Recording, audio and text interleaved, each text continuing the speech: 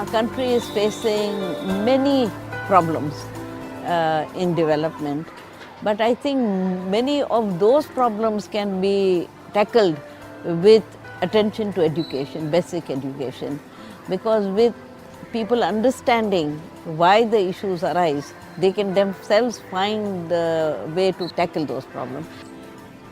Whatever the school used to teach till grade 8 previously would go flying out of the window because they were tested on the rote method. A child would write about the whole chapter, fill in 6 pages, and he would still be marked for it. And the teachers are facilitating in such a way that the child knows he will have to be precise, concise, think what the answer is, and just write that.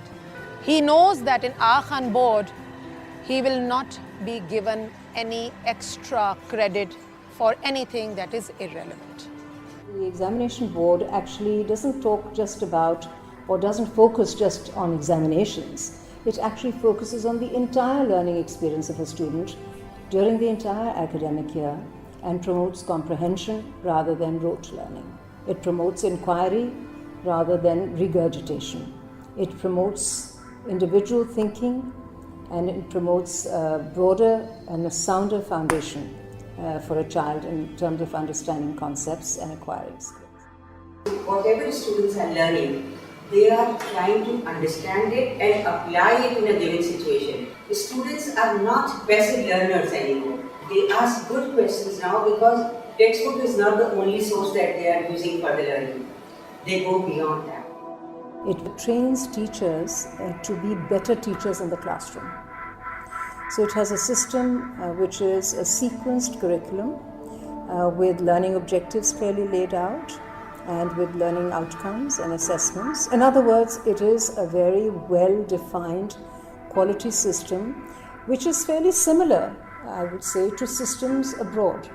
The Aga Khan Examination Board system is not just about examinations, it's really about having a more effective teaching process in the classroom whereby the student learns. One, we know what is going to happen and when it is going to happen. So there is schedules that are met and kept. Second, that we know that the results that our students get are the results they deserve. There has been no outside influence. And third, I think that when we hand over the learning objective to the students, they become somewhat independent of the teaching learning which happens in the class. They can themselves address. So I think to a point we've moved over the learning and it is shared with the students rather than it is completely dependent on the teacher.